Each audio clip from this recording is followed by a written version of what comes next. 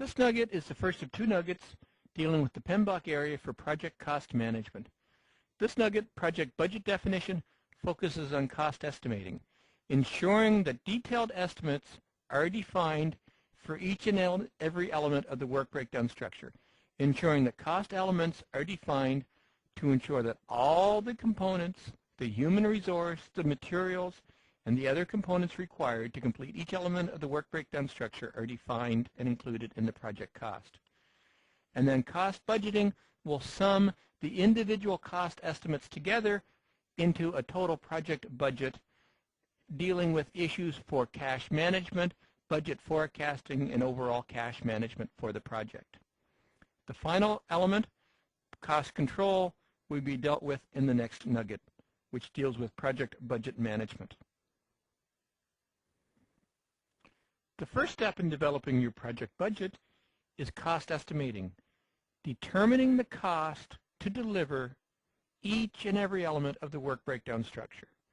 The cost for each and every element of the breakdown structure can consist of a team. How much does the team member cost?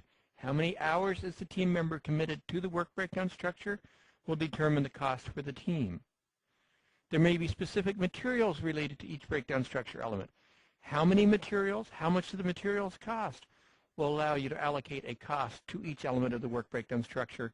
And similarly for the supplies, knowing what the supplies are related to each element of the work breakdown structure will allow you to determine the specific costs related to that work breakdown structure element. An important consideration when doing life cycle or estimating is determining the life cycle cost. Life cycle cost involves examining the trade-off of spending more now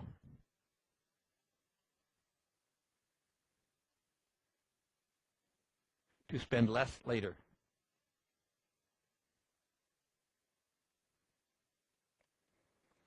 I.e., if your project involves an element of analysis and design, the widely held belief, and I'm one of those who hold this widely held belief, is if you spend more time, more money during the analysis and design phases, that you're doing a better job of defining the requirements and defining how the requirements will be satisfied, will result in significant less spending in the development phase when you actually develop the right thing right the first time, as opposed to getting into enhanced levels of testing or enhanced levels of rework. So as part of developing the overall cost estimate, you need to understand the cost for the team, for the human aspect, for the materials and the supplies required to allow you to complete each and every element of the work breakdown structure, but you also need to get into the trade-off analysis and determine, does it make more sense to increase the spending in analysis and design to have a more complete, more robust analysis and design document so that the development will require less testing and less rework and less refitting to ensure that we finally meet the overall project requirements. As you're developing your detailed cost estimates for each component of the work breakdown structure, you need to be aware of what cost elements exist. You need to be aware of direct costs versus indirect costs and which costs are appropriate for your project. Direct costs, when dealing with a project team member, would be the direct salary cost for the team member. For every hour, every day the team member works on the project, your company is paying them so much in direct salary. But team members will also have indirect costs. It may be the fringe benefits. It may be their insurance premiums. It may be the space allocated for their desk. It may be the charges from the telephone company for their phone. It may be other costs directly related to the employee, but not considered to be direct costs. So as you're developing the cost elements for your project, what are the appropriate costs that the project needs to bear? What are the appropriate costs that should be included into the project? Do you only care about direct costs for your team, salary costs, or you should be factoring in other indirect costs, such as fringe benefits, telephone, desk, computer network access, and so on? The same considerations apply for non-team member costs as well. If you need to buy materials, if you need to buy a specific piece of material for your project, the direct cost would be the cost paid to your supplier for the material. But what about the indirect costs? What about the time for the purchasing agent to go out and negotiate a deal? What about the transportation costs to receive the material? What about the storage costs and the receiving costs to receive the material into your organization and potentially store it for a period of time until it's used by your project? So again, you need to consider what costs should be incurred, should be borne, should be addressed by your project. Just the absolute direct costs associated with the team, the materials, and the supplies, or maybe some allocation for the indirect costs for, again, the team, the materials, and the supplies. Another consideration when you're working on cost elements are fixed costs versus variable cost. A fixed cost is going to cost you a unit to have a certain X. That may be a resource, that may be a material, that may be equipment available to your project. So if you need to buy a computer server, if you need to buy a piece of equipment to allow your project to continue, that's a fixed cost. It doesn't matter whether your project uses it once, uses it 100 times, uses it every day for the project. You paid the single fixed cost to acquire the product, and the cost doesn't change depending on the usage. Other project costs are going to be variable costs. For every unit used, there will be a direct cost, or for that matter, an indirect cost. For every hour of a team member on the project, there will be costs. For every piece of material bought, there will be a cost. For every supply used, there will be a cost. So again, as you're working on the cost elements, you need to ensure that you're dealing with the appropriate mix of direct and indirect costs, and that's going to be based on your overall corporate accounting strategy, and that you're dealing with the appropriate costs. The variable costs are typically the ones that are most easily identified and most easily included in the work breakdown structure element, because the variable costs are directly related to the level of work with each and every unit of the work breakdown structure. The fixed costs are often harder to define, harder to find when developing your cost schedule for your project. You forget that you needed to buy the server. You forget that you needed to buy the piece of equipment, and it simply disappears into the infrastructure. You must ensure that all fixed costs specifically acquired and allocated to your project are included in the overall cost calculations for your project. Another consideration you need to bring into play when you're determining your project costs for each work breakdown structure element is the cost variability. How much control do you have over the cost changing over time? If you need to buy material throughout the duration of your project in month 1, month 2, month 3, month 4, how much control do you have over the cost for that material that it's not going to change over time? That it costs $1 in month 1, it may cost $1.50 in month 2, it may cost $1.75 in month 3, it may go back to $1.50 in month 4, and so on. What control do you have over the cost, i.e. what control do you have over the effect inflation or deflation is going to have on your project costs? A lot of materials will get expensive over time as a result of inflation. If you need to buy lumber, if you need to buy gasoline, if you need to buy most commodity products, over time inflation is going to increase the cost, and gasoline in particular seems to inflate in cost at a rate far higher than inflation. So how much control do you have over cost? Other components often will deflate in costs over time, and technology being a prime example of that. If you need to buy technology, if your project is going to involve buying computers over the life cycle of your project, with the cost curve for computing power, chances are buying computers later in the project life cycle will cost less than buying computers early in the life cycle, simply because the cost curve for computing technology is continually going down, is continually favoring the buyer as opposed to the seller. What control do you have over volume? Do you have a contract in place with your suppliers that if you buy between 0 and 100, it's going to cost $1? If you buy from 100 to 500, it's going to cost 75 cents. and if you buy over 500, it's going to cost 60 cents, for example.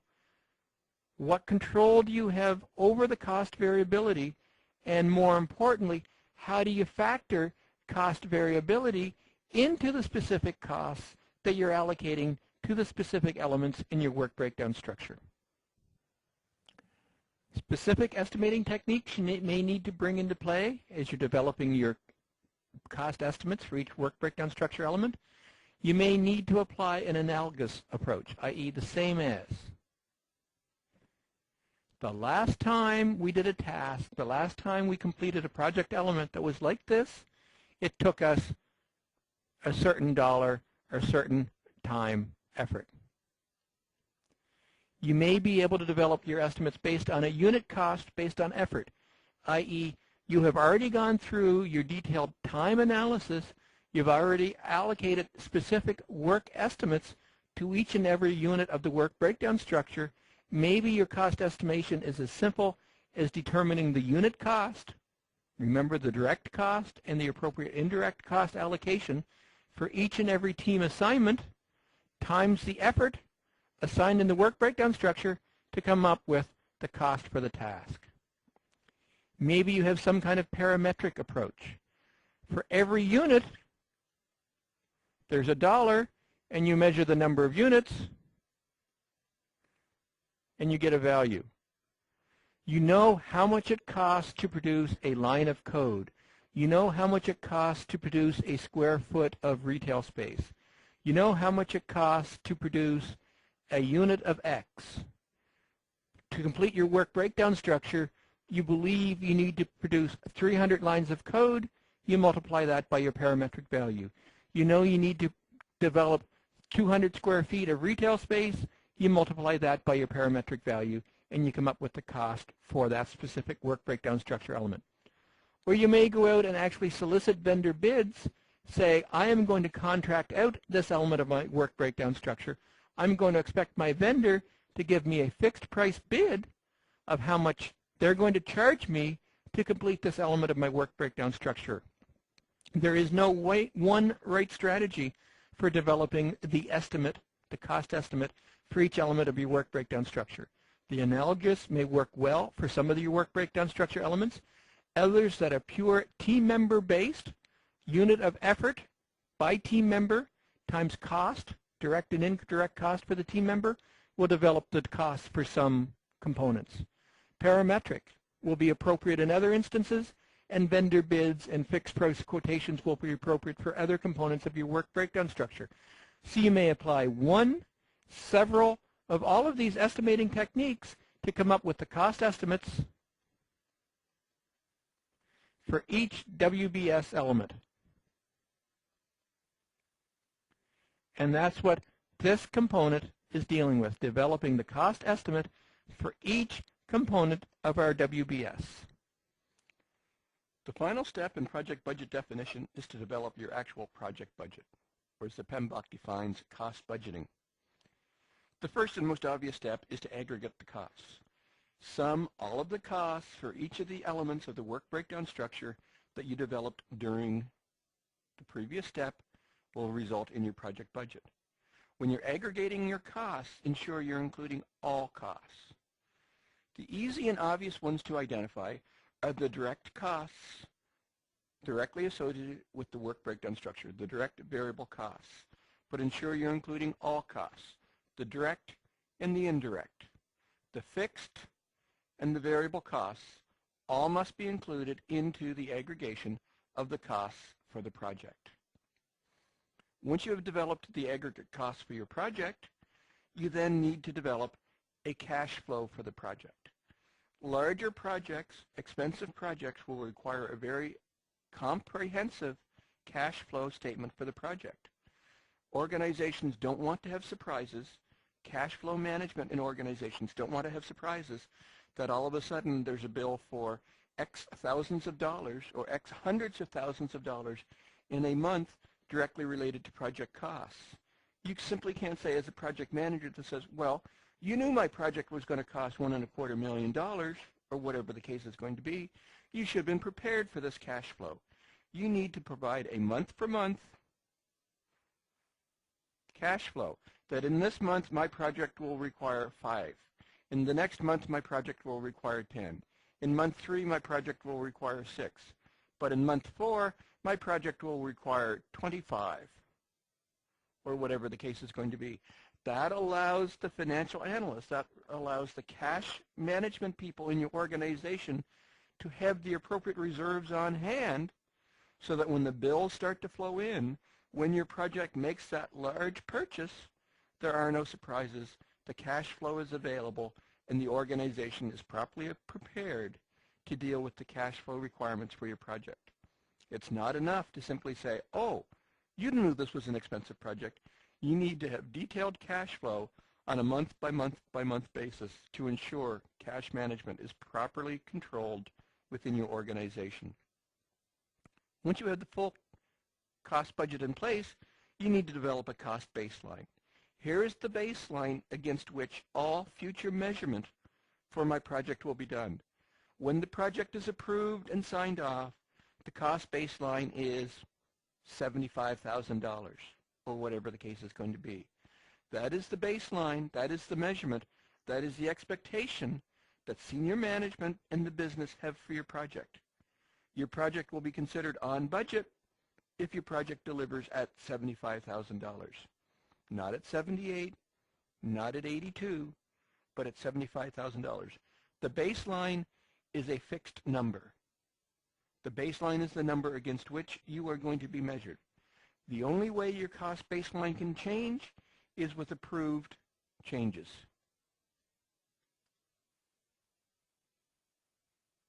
So if your baseline was $75,000 and you had to approve changes for another $5,000, your revised baseline, and it's only revised because approved changes, will be $80,000. That is the measurement, that's the yardstick that's going to be used to overall measure, determine your project's health in terms of cash management. And finally, when you're developing your project budget line, you need to have a form of contingency. You need to have reserve. You need to have items in your hand to deal with the unknowns that's going to impact your project. It's wonderful to say, I've done all of the planning and I've determined a project baseline of $75,000. Or it's wonderful to say, I've done all my planning and improved changes and my cost baseline is $80,000. There will be unknown risks. There will be unknown activities that you simply can't identify during planning that need to be built into the overall project cost as well. So you need to allocate something for contingency. If the project's expectation is $75,000, you need to have a reserve. You need to have contingency. How big that reserve is going to be, how large that contingency needs to be, will be covered in a future nugget called risk management, but you need to be aware that you need to have some incremental value on that contingency to address the unknowns. So let's assume going in, we say there's going to be a 10% contingency. So that means our budget isn't $75,000. It's $75,000 plus the contingency, and for round numbers, I'm going to say 10% is an additional $8,000. So your total project budget is $83,000, and that's excluding change. Change would increment that ongoing as the project is delivering. So although your cost baseline, the item your project is going to be measured against, should be the detailed project plan of $83,000, the project with contingency will actually be $83,000 to ensure you have some room to deal with the unknown, some room to deal with the risks. But the contingency needs to be managed separately from the cost baseline. It's not simply mad money that you can use randomly throughout your project. It's there to cover specific project risks. And finally, in terms of cost budgeting, you need to be aware of your level of precision. You'll notice when I've been quoting numbers, I've been quoting numbers rounded to the even $1,000. Although during your detailed cost estimating, your estimates are probably developed down to the dollar or even possibly down to the cent level. When you're preparing a cost budget, you need to round the numbers to the appropriate level.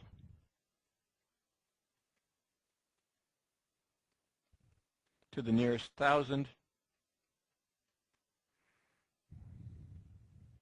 or possibly for very large projects, it's to the nearest 10,000 or so on.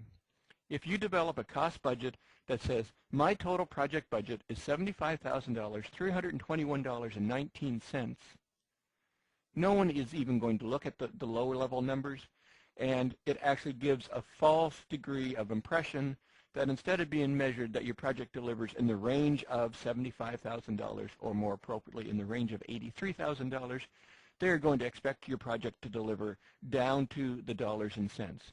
So you need to round your budget appropriately. You need to present the information at a level that management is going to expect to see it, and that's certainly rounded at the thousands, tens thousands, or maybe even $100,000 level, depending on the size and magnitude of the project. A second related level, or item, is the degree of precision. Or another stated is your degree of confidence.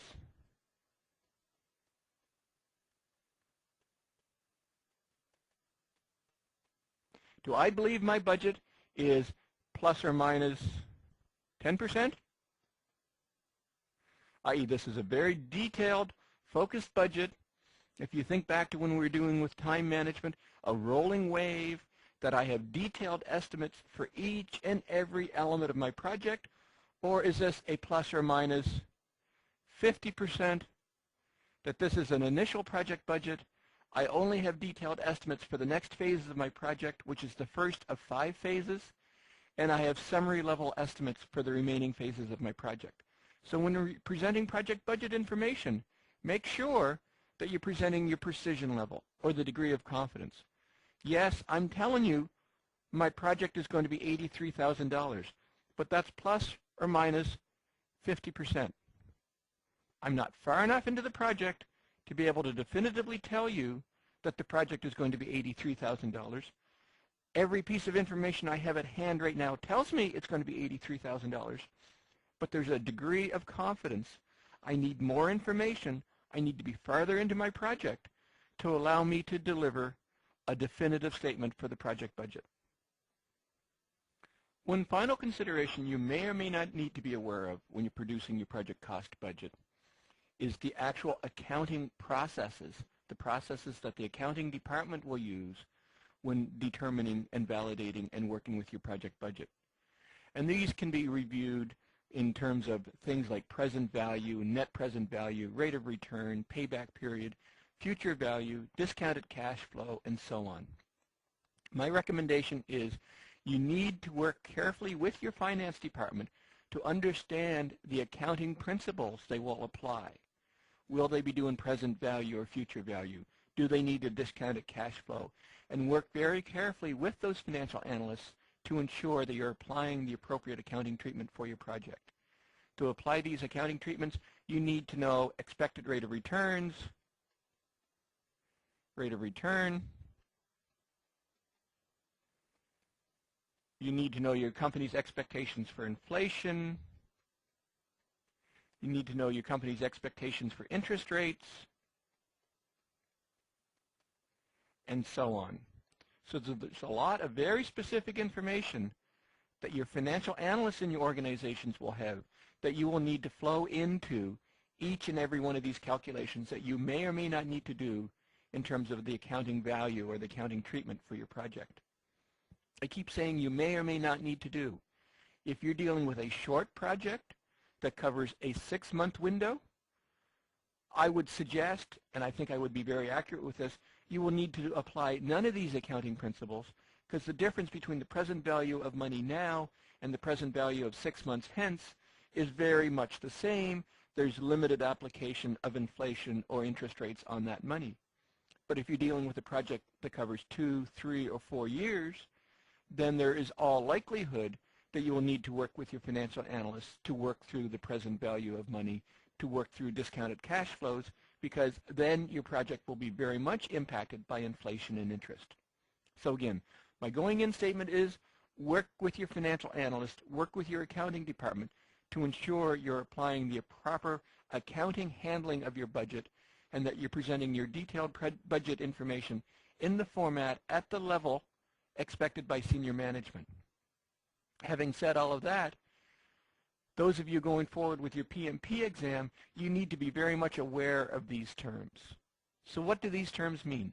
Present value is applying an expectation of future interest rates to determine what the future value of, what the present value of money is that would be received at some future point in time.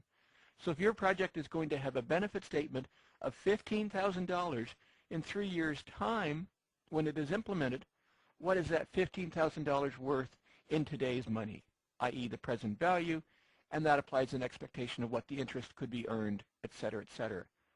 The opposite to present value is future value, and that would often be taken into account in project calculations as well, where future value is just the opposite.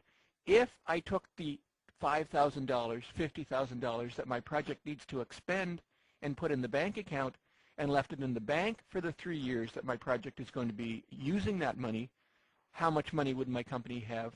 What is the future value of the money? Is it a good investment to invest in my project, or should the company be simply investing in the bank? What's the net present value? Is the present value of money minus the present value of the costs, i.e. what is the return on your project? If you take the full discounted future value of benefits minus the full discounted value of the cost for your project, what is the return? Again, is the company better off investing in your project, or is the money better off taking the funds from your project and putting in the bank and earning interest, which is equivalent to our rate of return? Is this a good investment decision for our company or not? And what is the payback period? Based on the costs, based on the benefits for the project, is this project going to pay for itself in 6 months, 1 year, 2 years, 5 years? And often the length of the payback period is going to be a large determination of whether, in fact, the company will want to invest in your project or not. So for those of you doing your PMP, you need to be aware of, and the key is you need to be aware of these financial management terms, what they are, and how they're applied to your project. You do not need to be a financial analyst. You do not need to have a degree in accounting. In fact, in most instances in the PMP exam, you do not even need to calculate any of these present value, future value, rate of return calculations. You simply need to be aware of what they are and how they're applied to a project situation. In a live project delivery situation, my recommendation is work with your financial accountants, work with your cash management people to ensure you're doing the proper rate of return, that you're using the inflation factors that your company expects to see for the future, that you're applying the interest rates that your company expects to see, that the financial accounting principles applied to your project budget are consistent with your organizational policies and procedures, as opposed to what you, a specific project manager, may feel is the proper information related to inflation and interest rates. This concludes our first of 2 nuggets on project cost management. In this nugget, we focused on cost estimating, defining the costs, all costs for each element of the WBS. We focused on the fixed costs and the variable costs. We focused on the direct costs and the indirect costs. Through cost estimating, we're able to identify and define all costs for each element of the WBS. Then in cost budgeting, we aggregated the costs into an overall project budget. Once we had the project budget in place, we applied the financial management principles to ensure we have a budget that's acceptable within the confines of cash budgeting, cash flow management within the organization. Once the budget was in place and fully defined, we developed a cash baseline. The baseline is the factor against which our project is going to be measured. And then we applied the appropriate contingency to ensure that we have capacity to deal with the risks, the unknowns, to allow us to successfully deliver our project and meet our project delivery expectations. This concludes our nugget on project budget definition. I hope this video has been informative for you, and thank you very much for viewing.